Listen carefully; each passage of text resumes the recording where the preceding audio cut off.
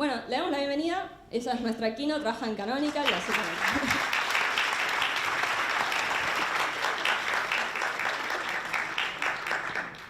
Hola, buenos días. La verdad que un honor estar acá con todos ustedes. Bueno, mi nombre es María Emilia Torino, trabajo en Canonical, que es la empresa detrás de Ubuntu, para quienes no lo conocen, que bueno, es un sistema operativo open source. Y la verdad que antes de arrancar, y que no se me vaya Jay, sí, un segundo. Agradecer a los sponsors y al lugar, pero la verdad que yo creo que es súper valorable reconocerlas a ellas, las chicas, ¿sí? Por todo el tiempo, el esfuerzo, las pilas, la buena onda y sobre todo esto de tener una idea y una convicción tan fuerte y hacer cosas, ¿no? Semejante evento para generar impacto y un cambio. Así que un aplauso enorme para todas. Además de Jay, bueno, son todas las otras chicas que ustedes probablemente conocieron. Bueno, un poco la idea de esta charla surge porque en realidad todavía ni siquiera hace 3 meses que me uní a Canonical, hace poquito. Vengo de trabajar varios años en la industria, pero realmente cerca del open source, ¿no? Entonces yo personalmente es como que me llené de preguntas cuando bueno, surgió la oportunidad y empecé a entrevistar con la empresa. Es como que dije, ¿cómo funciona el open source? ¿Cómo funciona la comunidad? Los aspectos de seguridad. Empecé a preguntar a personas que conozco, no me doy cuenta que hay gente arriba. Y bueno, me empezaron a contar un par de cosas. También busqué por cuenta propia.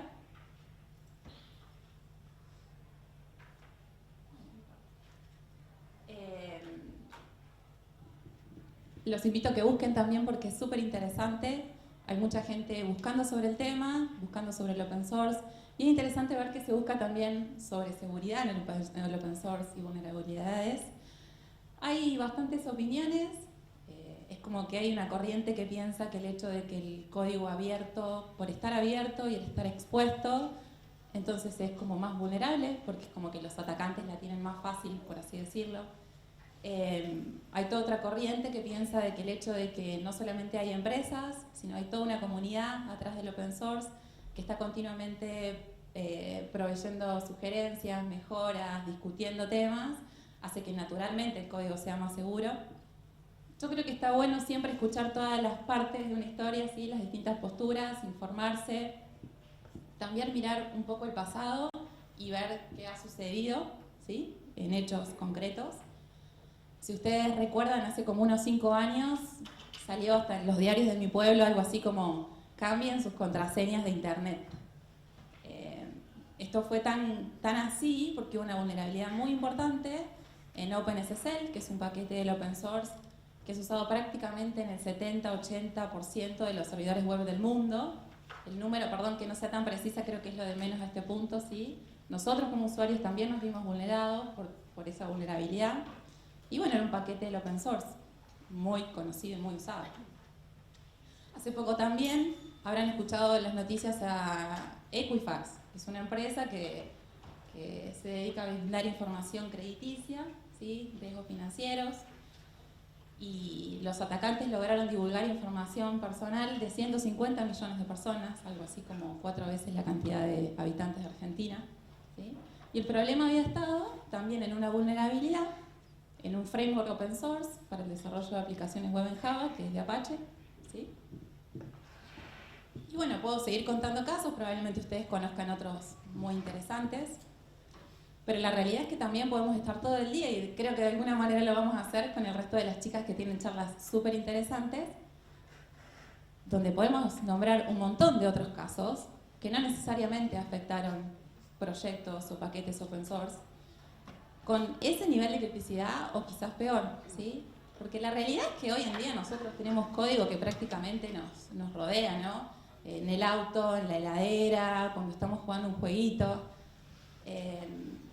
Y creo que todos nosotros acá los que estamos en esta sala de alguna manera estamos involucrados o nos interesa el tema del código, el código seguro. Entonces creo que la pregunta que en realidad nos tenemos que hacer es qué tan seguro es el código, ¿no? Los atacantes tienen tiempo, tienen dinero, tienen motivaciones económicas, políticas, ideológicas, lo que sea, para usar ese tiempo y encontrar vulnerabilidades, y no importa si es del open source o no del open source, ¿sí? Y esta, como fue una de las preguntas que yo me hice, me parecía súper interesante contarles a ustedes qué es lo que hace Canonical para hacer las cosas bien, digamos. Cuando estaba intentando entender a la empresa, me encontré con esta frase en el sitio de Ubuntu Security, porque incluso tienen un portal, ¿no? Como que en Canonical la seguridad está en el corazón de Ubuntu. Digo, bueno, qué frase fuerte, ¿no? ¿Por qué lo dirán tan así? Encima la posición era para el equipo de seguridad. Yo venía trabajando de alguna manera en seguridad, pero como parte de equipos de ingeniería haciendo software, no necesariamente de seguridad. Y bueno, de nuevo, basándome un poco en hechos, también siguiendo buscando, encontré esta otra frase que decía que el gobierno del Reino Unido había puesto a Ubuntu como el sistema operativo más seguro dentro de una lista de más de 10, ¿sí? Que probablemente ustedes los conozcan, no necesito nombrárselos, en varios aspectos de seguridad. Esto me pareció súper interesante y bueno, desde mi lugar ahora de formar parte de Canonical y quizás sumando un poco de las cosas que he aprendido en el pasado también, les quiero compartir, y de esto se trata el resto de la charla, lo que hacemos en el equipo de seguridad de Canonical para intentar lograr esos objetivos, ¿sí? Y básicamente les voy a contar 4 cosas. Una es lo que hacemos proactivamente, ¿sí? Como parte del día a día, como parte de nuestras actividades, desde el equipo de seguridad con el resto de los equipos dentro de Canonical. La segunda parte es que hacemos como reactivamente, porque la verdad es que también pasan cosas, ¿no? No es que nunca ha pasado nada y no van a pasar nada, sobre todo no solo en los que Canonical hace, sino en el resto de los paquetes que Canonical mantiene como parte de Ubuntu. También muy resumidamente les voy a contar sobre las certificaciones, o sea, de la forma en que Canonical externamente se mide también con respecto a seguridad. Y por último, la forma en la que tenemos comunicación continua, tanto interna como externamente, ¿sí? Empezando por la parte de cómo funcionamos internamente estas actitudes proactivas. En primer lugar, desde el equipo generamos guías de desarrollo de código seguro. Esto es súper importante. Y como es tan importante, después voy a hablar específicamente de esto, ¿sí? Porque es como que los equipos tienen un montón de responsabilidades y un montón de tareas. Y generalmente no tenemos una formación temprana que nos ayude a hacer nuestro código seguro, a pensar aspectos de seguridad al momento de desarrollar. Entonces está bueno tener guías a mano que nos ayuden a tomar decisiones en el momento que estamos creando, ¿sí? Desde el principio. También hay muchas situaciones en las que los equipos vienen y nos preguntan: che, necesitamos hacer esta feature, ¿nos das una mano? ¿Cómo te parece que podríamos hacer de la mejor manera esto? Y ahí entran un poco las revisiones de código, ¿no? Por un lado dar la sugerencia, por otro lado cuando terminan de hacer las features, vienen y nos piden revisiones. También el equipo revisa aplicaciones que están en el store de aplicaciones de Linux, probablemente lo conozcan, el Snapcraft, y también se hacen revisiones de los paquetes que quieren pasar a main, pero que no están soportados anteriormente por Canonical, ¿sí? Además, tenemos toda una suite de herramientas, ustedes probablemente las conozcan, que se llaman de análisis estático dinámico de código, ¿sí? Esa es toda un área que los invito también, si no conocen, que investiguen, donde uno puede poner el código en evaluación y se analiza ya sea sin correr o durante la ejecución en busca de problemas conocidos o potenciales problemas. Eso es muy útil tenerlo porque es como que nos permite, sin usar tiempo humano, tener como ojos, detecciones así que nos ayuden a encontrar potenciales problemas en el futuro, ¿sí? Los equipos tienen sus herramientas, nosotros como equipo de seguridad también las tenemos porque muchas veces cuando estamos trabajando en vulnerabilidades las corremos para intentar entender si hubo algún problema, o también hay un laburo proactivo de estar buscando vulnerabilidades antes que aparezcan. La cuarta actividad es lo que se denomina Threat Model. Esta también me parece súper interesante compartirlas en más detalles, así que bueno, ahora les voy a contar mejor. Es un término, no es de Canonical, probablemente ustedes también lo conozcan. Es pensar como atacantes y agarrar un producto, un proyecto, un componente y mirarlo como si fuésemos atacantes en busca de vulnerabilidades nosotros tempranamente, ¿sí? Y por último, Security Testing. De la misma manera que un producto se prueba funcionalmente, hay que probarlo desde el punto de vista de la seguridad, ¿sí? Ya sea con las actividades de threat model o por definiciones que se toman durante el diseño, se hacen cosas en pos de lograr un producto seguro. Entonces, probémoslas también, ¿sí? Ya sea tempranamente o si es que tuvimos alguna vulnerabilidad y la arreglamos, tengamos automáticamente pruebas que nos ayuden a entender que realmente está arreglada y que no vuelven a ocurrir, ¿sí? Bueno, como les comentaba, esta área me parece importante charlar un ratito. Espero que a alguno de ustedes al menos le queden alguna de estas ideas, porque creo que es muy bueno tenerlas siempre a mano. Por ahí ustedes van a decir cómo me voy a acordar de todo esto, pero es un proceso que uno cuando lo empieza a usar, después naturalmente le sale. De la misma manera que no crean una variable con nombre A, van a empezar a usar estas prácticas, créanmelo. La primera, la más importante de todas, nunca confiar en el input del usuario, ¿sí? Input, lo que sea que en el contexto que ustedes estén signifique, ¿sí? Interfaces de usuario, APIs, web services. Esto es muy importante porque es como que nuestro producto probablemente necesite input del usuario para operar. Ahora eso automáticamente se transforma como en las puertas abiertas que le estamos dejando a los atacantes, ¿sí? Y validar el input significa validar contra lo que queremos y esperamos y rechazar el resto, ¿sí? Validar tipos, validar formatos, validar longitudes. Y de la misma manera que validamos el input, es muy importante validar el output. Muchas veces tenemos componentes que se relacionan unos con otros y la salida de un componente, si no está correctamente sanitizada, puede generar que el componente que lo recibe ejecute algo si es que un atacante en el medio fue capaz de inyectar comandos. Caso típico, una página que un browser renderiza, ¿sí?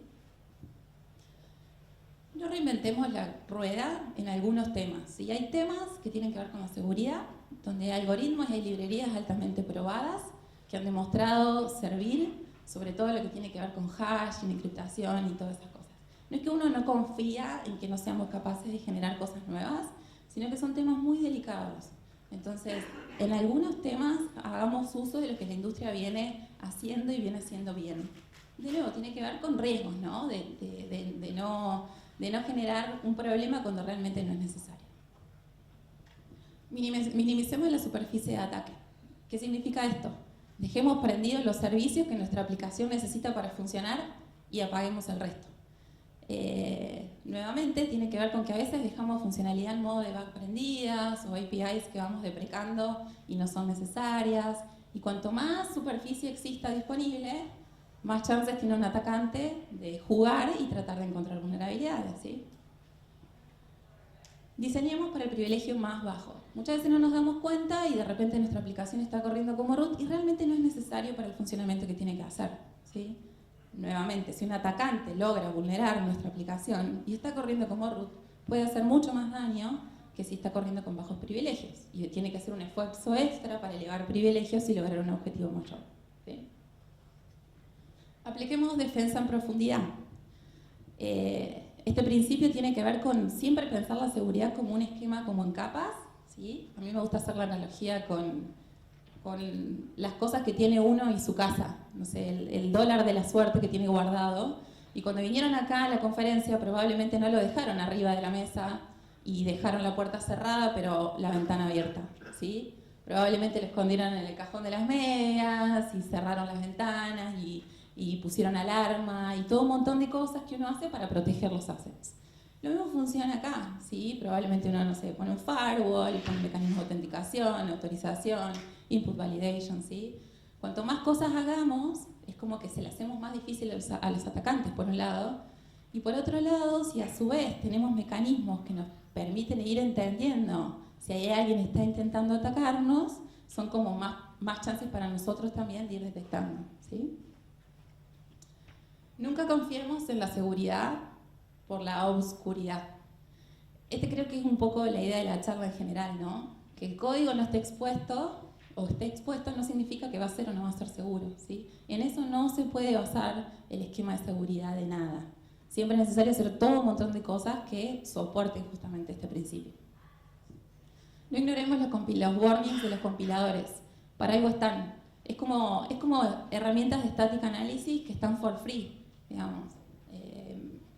Los compiladores nos van dando hints de pequeños lugares donde puede haber problemas y esos problemas pueden convertirse en vulnerabilidades, ¿sí? Que no tengamos warnings tampoco quiere decir que somos 100% seguros, es una cosita más a tener en cuenta. Fallemos en forma segura, ¿sí? Fallas va a haber siempre, fallas esperadas, por ejemplo, si alguien se está intentando autenticar en nuestro sitio y pone mal una contraseña, eso es una falla. Ahora, ustedes probablemente hayan notado que hace mucho tiempo que no se dice Emilia, tu usuario está bien, pero tu contraseña está mal, ¿sí? Se dice usuario o contraseña inválido. O sea, cuanto menos información demos de cosas que pueden darles a atacantes más información, es mejor, ¿sí? Y de la misma manera puede haber fallas inesperadas, ¿sí? Las típicas excepciones, que es muy importante manejarlas y es muy importante liberar recursos y dar los errores suficientes para nosotros entender qué está pasando, para notificar al usuario de la manera correcta, pero no dar una puerta más a los atacantes para que, de nuevo, facilite su investigación. Porque tienen tiempo y ganas, ¿sí? Todo suma. También es importante encriptar las comunicaciones, ¿sí? No es solamente importante proteger nuestros assets mientras están guardados, sino también mientras se transmiten, ¿no? La información en tránsito. Si nosotros ponemos nuestras credenciales y nos estamos intentando autenticar contra un sitio web y de repente un atacante en el medio intercepta la comunicación, nuestros datos están expuestos, ¿sí? Esto tiene que ver mucho con, probablemente hayan escuchado la triada de la confidencialidad, la integridad y la disponibilidad de la información, ¿sí? Probemos seguridad. Por ahí se complementa con lo que les comenté anteriormente. De la misma manera que tenemos suites de test que reproducen funcionalidades, tengamos pruebas que intenten validar los mecanismos de seguridad que estamos intentando agregar proactivamente y también, en caso de que nos suceden problemas, tengamos test que nos ayuden a reafirmar que el problema no existe más. Y sobre todo aprendamos de los errores. Todos cometemos errores, no hay software 100% seguro y eso sí me arriesgo a decirlo con una opinión fuerte. Siempre vamos a intentar hacer lo mejor que podamos, pero nunca nada va a ser 100% seguro. Entonces es muy importante aprender cuando nos pasa. La segunda actividad, no sé, ¿cuántos conocen de Threat Model? ¿Han escuchado hablar del tema? Bueno, este no es un concepto de Canonical, es Microsoft quien empezó con el Threat Modeling y una de las maneras de hacer Threat Model es basándose en Stride. Stride es un acrónimo ahora se les voy a detallar, pero son 6 distintas amenazas que pueden darse y que pueden afectar propiedades del sistema, ¿sí? De nuevo, es esto de entendiendo cómo funciona nuestro sistema, cómo se relacionan nuestros componentes, cómo fluye la información de un lado al otro. Pensemos como atacantes y pensemos de qué manera alguna de esas cosas puede romperse. En Canonical lo que hacemos es nos sentamos los distintos equipos de desarrollo o que están haciendo una feature o están trabajando en un paquete, nos cuentan, por ejemplo ahora yo estaba trabajando con el equipo de OpenStack, nos cuentan todo y les empezamos como a hacer preguntas para que ellos mismos, que son los que conocen realmente el detalle de todo, se les disparen ideas, ¿sí? La S es de spoofing. Spoofing, identity spoofing, probablemente escucharon, ¿sí? Es una violación a la autenticación y son mecanismos que pueden usar los atacantes para hacerse pasar por alguien que realmente no lo son, ¿sí? Imagínense, por ejemplo, en nuestra solución tenemos 2 componentes que interactúan juntos para una funcionalidad dada y fluye información en el medio de ellos dos. ¿Qué pasa si un atacante logra meterse en el medio y de repente nos empieza a insertar comandos en nuestro componente de destino y nosotros nunca nos damos cuenta, ¿sí? El tampering va contra la integridad de la información, ¿sí? Ser capaces de modificar, de editar información, ya sea que esté, como se llama, at rest o in transit. Un ejemplo sería, por ejemplo, el store de aplicaciones. Si nosotros estamos haciendo un store y tenemos a nuestros usuarios que se bajan las apps, no nos gustaría que un atacante en el medio sea capaz de interceptar las aplicaciones y eventualmente nuestro store sirva como un mecanismo para instalar malware en los dispositivos del usuario, ¿sí? Repudio, viola el no repudio, es como un término no es tan intuitivo, ¿sí? Pero bueno, tiene que ver con esto de poder negar que haya pasado o no haya pasado algo. Los atacantes van a intentar esconderse, van a intentar no dejar huellas a medida que van operando, y esto te habla, por ejemplo, sobre todo de los logs de acceso, de dejar o no dejar información, quién lee los logs y demás, porque bueno, para poder entender qué está pasando, básicamente. Information disclosure viola la confidencialidad. Este es el caso como el de Equifax que les conté. Evidentemente los atacantes se hicieron con información de millones de personas que en realidad no tenían el permiso para verlo, ¿sí? Ataca a esos mecanismos por los cuales se accede a información que en realidad no se tiene ni el derecho ni la autenticación para hacer. Denegación de servicio apunta a la disponibilidad, ¿sí? Esto de que si hay un servicio funcionando puede dejar de hacerlo temporariamente o permanentemente. De nuevo, los atacantes tienen un montón de motivaciones por los cuales hacen estas cosas. Entonces, ojalá ustedes en sus cabezas estén pensando, ya sea en el trabajo que ustedes tengan, o en los proyectos de la facu, o lo que sea, de qué manera estas cosas podrían afectarles sus días a día, ¿no? Y por último, elevación de privilegios. Ataca lo que es la autorización y la capacidad de ejecutar acciones donde realmente no se tiene permiso. Bueno, de todas maneras, como les comentaba anteriormente, las vulnerabilidades existen, entonces es importante saber cómo manejarlas. En Canonical tenemos un proceso bastante establecido desde el equipo para ir entendiendo todo lo que va pasando. Las vulnerabilidades a nivel de industria, digamos, se manejan de una manera donde se identifican únicamente con un numerito y una sigla anterior, que es CVE, Common Vulnerability and Exposure. ¿Quién escuchó hablar de los CVEs antes? Bien, probablemente, no sé, la vulnerabilidad de OpenSSL que le comenté tenía el numerito 2014 1234, ¿sí? La vulnerabilidad se describe el componente, de qué manera se hace el exploit. Entonces nosotros, y eso la gente va reportando, ¿sí? Hay mucha voluntad en la comunidad de proactivamente, y también mucho ego, ¿no? Yo encontré tal vulnerabilidad en tal paquete, acá está la forma en la que se puede reproducir, y acá está el parche que se lo sugiero a upstream, al dueño del paquete, ¿sí? Nosotros desde Canonical tenemos unas herramientitas, o sea, no es cal estar todos los días entrando a Mitre y a ver la vulnerabilidad nueva que aparecieron, ¿no? Tenemos unas herramientitas que nos permiten ir trayendo las últimas vulnerabilidades que van apareciendo, y en forma de rotación, todos los miembros del equipo lo que hacemos es, vamos analizando cada una, ¿sí? La analizamos desde el punto de vista de si corresponde o no que nosotros la tomemos, porque bueno, no todas las vulnerabilidades que están dando vueltas afectan a la Canonical, ¿sí? Y si es que sí nos afectan, hacemos un poquitito más de investigación. De nuevo, muchas veces hay pruebas de concepto dando vueltas, hay gente que sugiere las soluciones, hay discusiones, porque muchas veces el hecho que decir, bueno, alguien arregla esta vulnerabilidad, pero en realidad genera un problema en otro lado. Y también se le asigna una prioridad, ¿sí? De la misma manera que existen las vulnerabilidades, es toda una cuestión de riesgos, de manejo de riesgos, ¿no? Probabilidad de ocurrencia e impacto de cuando las cosas suceden. Eso ayuda a uno setear una cola de trabajo, porque si no, obviamente que es interminable, ¿no? Una vez que estamos con toda la lista de los ítems a tomar, me olvidé mencionar que atrás de CVE está Maitre. Probablemente hayan escuchado hablar de Maitre o de la matriz de Maitre, que también está muy de moda hoy, ¿sí? Muy valioso. Maitre es una organización sin fines de lucros de Estados Unidos que tiene apoyo financiero del gobierno de Estados Unidos y la división de National Cybersecurity, ¿sí? Digamos, no es algo de Canonical, eso quiere decir, es algo como más a nivel mundial que está estandarizado. Entonces después viene la otra parte que hacemos todos los miembros del equipo, que es trabajar en arreglar vulnerabilidades. Y acá me río, porque bueno, como les comenté, hace 3 meses nada más que me uní a Canonical. Y la verdad que esta área me parece extremadamente fascinante por un lado, desafiante por el otro. Piensen por un segundo qué significa arreglar una vulnerabilidad en un paquete del open source, ¿sí? Es, primero, entender qué paquete queremos arreglar. Hay un universo enorme de todo lo que ustedes se pueden instalar con apt install, ¿sí? que hacen cualquier tipo de cosas, bueno, son funcionalidades, para eso existen, nos resuelven la vida en un montón de áreas.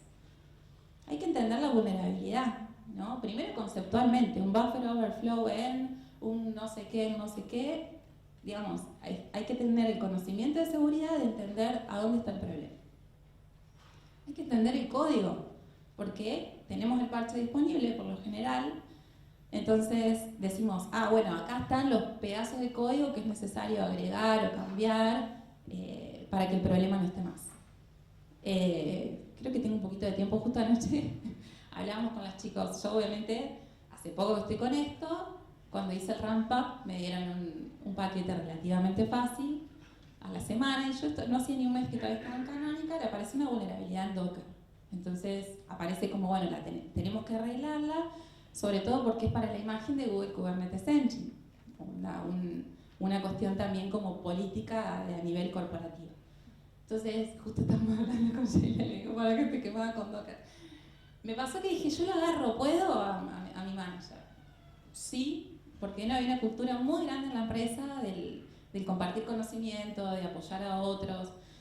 Y me dijeron, esto se hace como equipo, así que preguntá lo que tengas que preguntar, nosotros acá estamos para ayudarte, no tengas problema. Bueno, entonces me configuré, era una versión de hacía 2 años, más o menos, entonces necesitaba hacer lo que se llama el backporting. El backporting es, el código en upstream va, evoluciona, pero no es que arreglar el fix, es pisar una versión vieja con la nueva.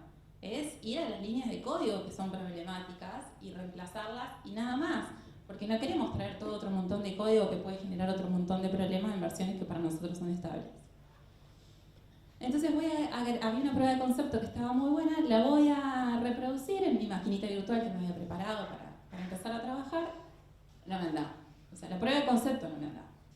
Y era porque se basaba en usar funcionalidades de Docker que en la versión que yo intentaba hacer el backporting no estaban. Bueno, entonces, primero, reescribir la prueba de concepto, ¿sí? De Docker, uno tiene, es como que yo ahora pienso en el universo de paquetes que me va a tocar eventualmente arreglar. Es muy importante esto de ser curioso y de querer aprender, porque la verdad que creo que puede ser infinito. La pude reproducir, bueno, perfecto. Voy a aplicar el parche y me encontré que junto con el parche, además de que obviamente no había evolucionado el código, había divergido un montón, bueno, logré la manera de hacerlo en Go, aparte, particularmente nunca había tocado una línea de código en Go. Sí, he hecho C++, Python, JavaScript, Go nunca. Bueno. Entonces, cuando voy, junto con el parche, quien había creado el parche había escrito pruebas, había escrito unit tests. Entonces dije, qué bueno, porque bueno, con eso me aseguro que el código que estoy haciendo, que encima lo estoy modificando, sigue funcionando bien. Me encontré con que los archivos en esa suite de testing formaban parte justamente de una suite de testing que en la versión que yo quería parchar ni siquiera existía esa suite. Bueno, había otra suite que de alguna manera los archivos eran parecidos. Dije, bueno, reescribo los tests de esa suite en la suite que tengo ahora. Bueno, todo bien, perfecto. Cuando intento buildear, nosotros tenemos herramientas para buildear los paquetes, ¿sí? Porque bueno, imagínense que se van buildeando no solo en la versión actual, sino en versiones hacia atrás, ¿sí? Hay todos unos entornos basados en fruits, que es como si fuesen virtual environments de Python, ¿sí? Y uno tiene que buildear la versión que está arreglando y también buildear la versión original para después compararlas y darse cuenta que en realidad no metió la pata, digamos. Cuando voy a buildearlo, no me andaba el build. Dije, ay, ¿qué hice? Y tampoco me andaba el buildear el original, o sea que no tenía que ver con mis cambios ni mis modificaciones. Larga historia, medio canonical metido, resulta que si uno tiene, aparte el test que fallaba un test durante el build que tenía que ver con la registry de Docker. Y digo, pues yo ni siquiera toqué la registry de Docker. La vulnerabilidad que estaba tratando de arreglar es que uno desde dentro de un contenedor podía copiar con permisos de root en el host. ¿Y por qué? Bueno, cuestión, todos tenemos corriendo Apache en nuestras máquinas, porque eventualmente nuestras máquinas funcionan como fuentes de repositorio para el resto de las máquinas cuando estamos intentando dar los updates. Y el Apache era el uso de un puerto en la máquina que generaba eso.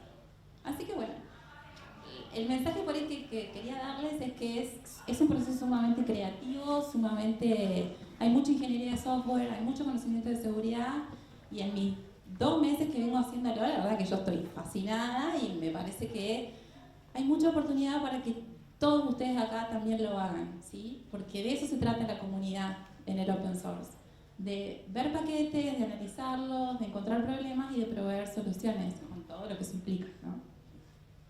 Y es muy importante no generar una regresión, que se llama, que es por arreglar un problema uno genera otro problema. Bueno, y la otra parte es la parte de publicación. Canonical se toma muy en serio la forma en la que comunica cada vez que hace algún arreglo de algún paquete. Hay todo un site que es Ubuntu Security Notice, los invito a que lo vean, donde se comunica en un lenguaje que todos podemos entender en qué paquetes se estuvo trabajando y qué vulnerabilidades se estuvieron fixeando. La tercera área que les comentaba anteriormente es la parte de certificaciones. Yo la verdad que en esto todavía no me metí, pero me parecía importante compartírselos. Tenemos gente del equipo dedicada a esto, ¿sí? Cuando uno se mide externamente es como que va a probarse. Uno puede decir que es el mejor, uno puede decir que tenemos el código más seguro, pero en el momento que salen las certificaciones, donde alguien externo da una evaluación. Actualmente está FIPS, que es Federal Information Processing Standard. Esto tiene que ver con una regulación del gobierno de Estados Unidos, una regulación federal con respecto al manejo de información donde estas leyes apliquen, ¿sí? Entonces, donde sea que un sistema corra que esté bajo estas leyes, es necesario que cumpla, ¿sí?, este estándar. Luego está como criteria, esto es una ISO, o sea que es un estándar a nivel internacional. Security Technical Implementation Guide, estas son guías de hardening, también hay organizaciones de Estados Unidos que están detrás de estas como guías para hacer hardening de sistemas para que eventualmente sean más seguros. Y por último, el CIS Benchmark, que es Center for Internet Security, que es una organización sin fines de lucro. Ahí les puse un link por si están más interesados y con gusto les contacto con gente que por ahí esté más en el tema. De nuevo, somos 20 en el equipo de seguridad.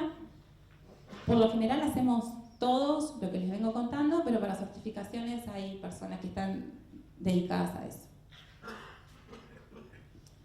La cuarta área, que es muy importante también, tiene que ver con la colaboración y la comunicación, ¿sí? En la vida la comunicación es importante y poder colaborar con otros también, ¿sí? Pero en general, cuando hay temas críticos que requieren un montón de conocimiento, es muy bueno poder compartirlo. O sea, yo los invito a que ustedes compartan todo lo que saben también, de la misma manera que por ahí las chicas que estamos hoy acá les vamos a contar cosas que creo que todas esperamos que ustedes se lleven algo que puedan aplicar en sus días a día, ¿no? Como miembros del equipo estamos suscritos a canales de IRC, Ubuntu Hardnet, ustedes pueden hacerlo, ¿sí? Van a ver que hay mucha discusión, hay mucha gente que comenta, que pregunta por qué se hace esto de esta manera o que pregunta cómo puedo hacer para configurar esto para evitar tal problema, ¿sí? Y siempre hay alguien del equipo que en forma de rotación está atento para estar respondiendo continuamente.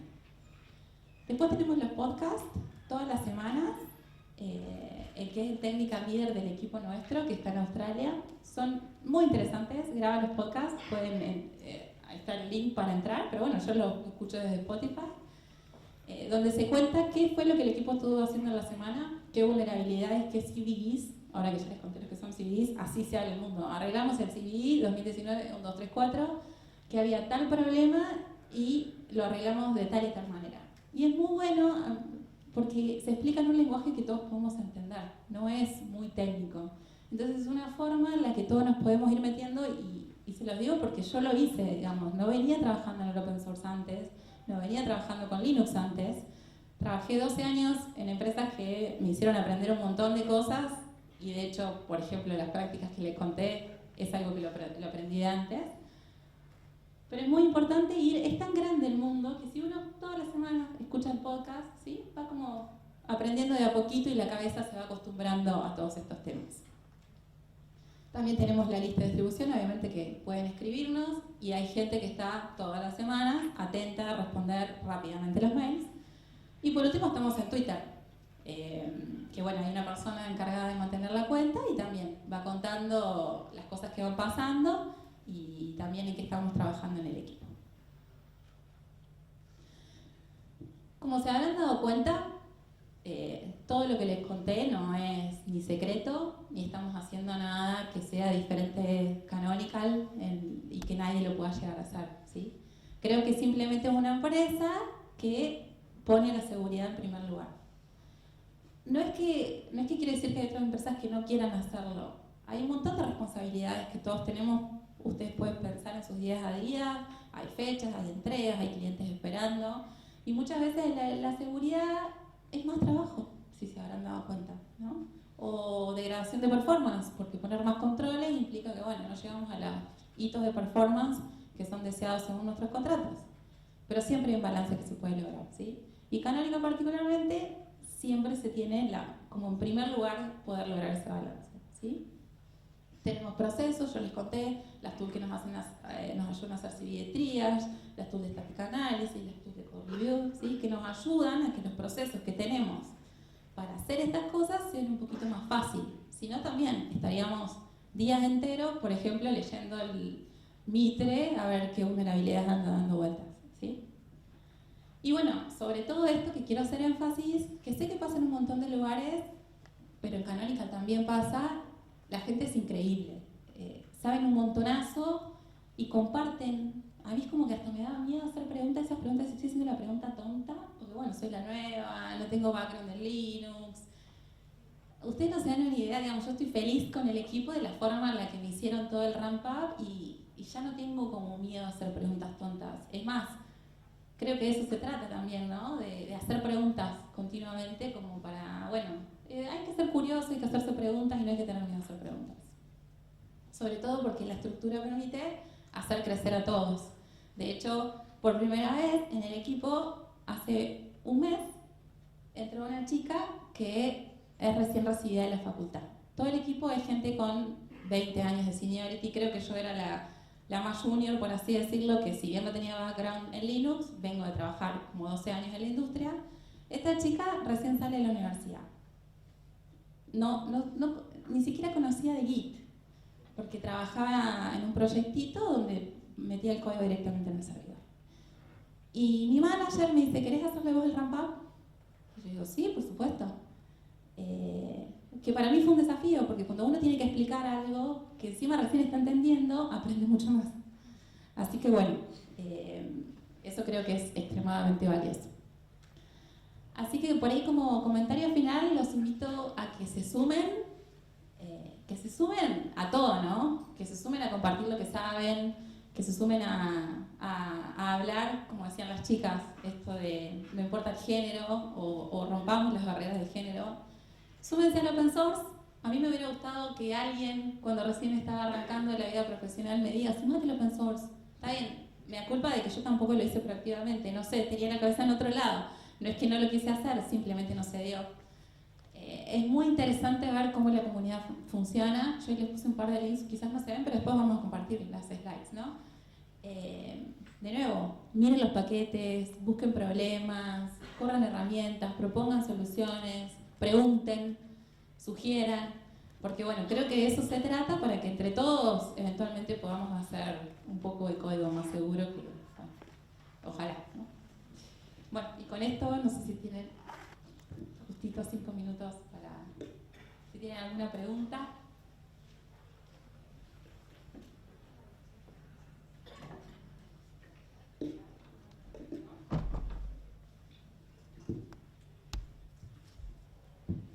¿Alguien tiene alguna pregunta? Le acerco el micrófono. Ya, me hace colar otro punto, tenía que levantar la botella.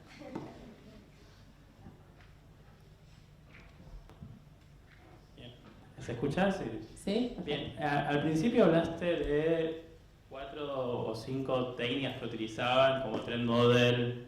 Sí, podemos. En tu experiencia, ¿cuál de esas técnicas le está dando mejores resultados? O sea, yo trabajo también en AppSec, en seguridad, Sí, y por ejemplo no tenemos Secure Code Guidelines. sí. ¿Qué tan resultados les da, qué tantos resultados les da usarlos? Y en comparación con las otras cosas, ¿qué te parece que es más útil? Mira, mi respuesta es bastante acotada porque, bueno, de nuevo, todavía no hace 3 meses, el 3 de septiembre va a ser 3 meses que me uní a Canonical, pero he visto las guías, ¿sí? y he hecho Threat Model. Y el Threat Model me parece que es sumamente interesante, pero ¿sabes por qué? Porque las guías se escriben, está bien, se mantienen porque los proyectos evolucionan, las tecnologías evolucionan, los atacantes evolucionan, ¿sí? Pero es como que es algo que el equipo lo tiene a mano y eventualmente lo consulta, ¿sí? Ahora, en el Threat Model, uno discute, ¿sí? Nos ponemos, sin echar culpas y sin ponerse un gorro de auditor, nos ponemos a charlar, nos ponemos a discutir. Y la discusión que se genera de hacer el Threat Model es como que se generan ideas que ni a nosotros desde el equipo de seguridad se nos hubieran ocurrido solos, hubiéramos mirado documentación, y el equipo de desarrollo, simplemente porque está concentrado en quizás lograr otros objetivos, tampoco se lo hubieran logrado. Digamos, yo doy +1 al Threat Model,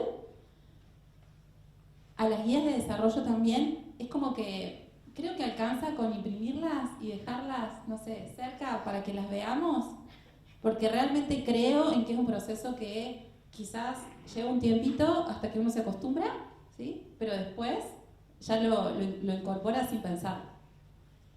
Por eso es medio difícil medir la guideline con respecto al resultado. Ahora, el Threat Model, hicimos un documento juntos de 2 páginas después de haber tenido una reunión de 1 hora, con sugerencias que les dijimos, bueno, si de acá a 6 meses más o menos los pueden ir implementando. Fue concreto el resultado de una meeting de 1 hora de trabajo en forma común.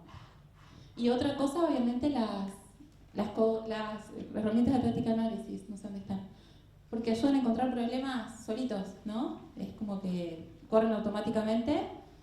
A ver, por ahí estoy, al final voy a decir de todo, voy a decir algo. Creo que es un conjunto de cosas que todas aportan el valor y que va a depender de cada proyecto, de cada dinámica, de la madurez que se tenga a nivel proceso organizacional o de infraestructura, continuous integration, lo que sea que puedan aplicar.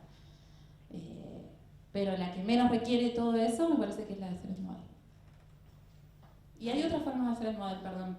Esta es una, pero incluso hay, Microsoft tiene una tool que tiene hasta, digamos, como si fuese el vicio, que los iconitos para modelar cada uno de los actores, las relaciones, las amenazas. Uno puede encararlo de otra manera. Extrae es como que te ayuda a pensar las distintas facetas y de ahí sale mejor la discusión. Pero los invito a que averigüen, hay mucha documentación online para que lo hagan como ustedes quieran. ¿Alguna otra ahí? Sí, supongo que hacen algún tipo de tabla o matriz de riesgo una vez que se conocen los CVE y dentro de eso, ¿cuál es el tiempo promedio que tienen para poder parchear los que son críticos? Sí tenemos estadísticas en las que,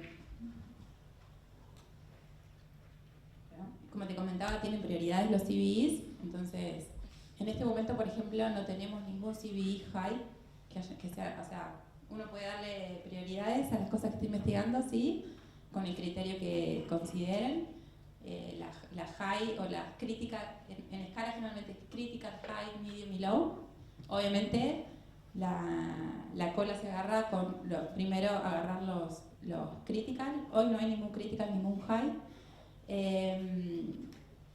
Todo el equipo está atento a eso.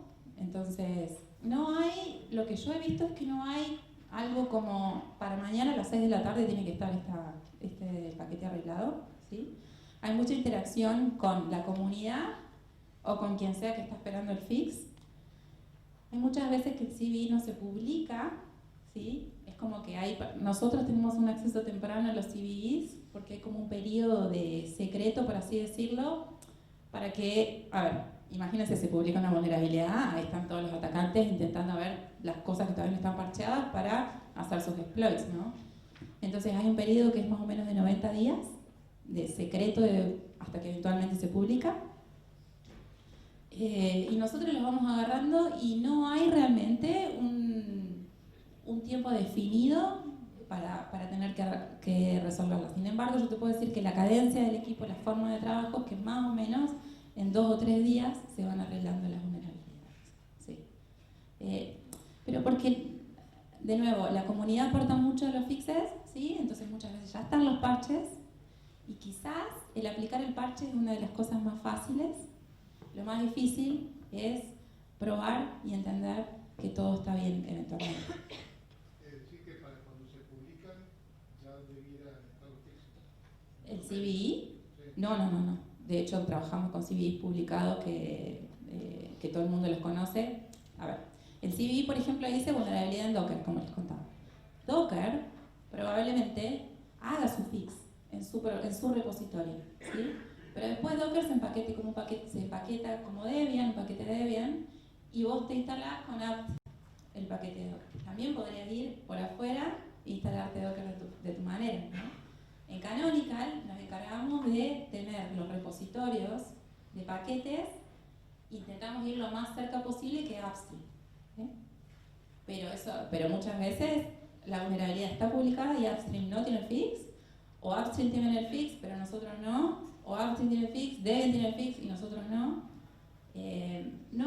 Salvo esta de Docker, que me tocó arreglarla, que me dijeron más o menos en una semana tratar de tenerla, pero en ese nivel no fue un mensaje que yo dije, ay, me corre el reloj, porque era para una imagen de Google Kubernetes Engine, entonces bueno, había como otra cosa. Eso es lo que te puedo responder en lo poco que estuve. No sé si tu pregunta por ahí tiene que ver con alguna otra cuestión. Bueno, ahora sí nos corre el tiempo a nosotros. Así que, bueno, muchas gracias, Emi. Muchas gracias.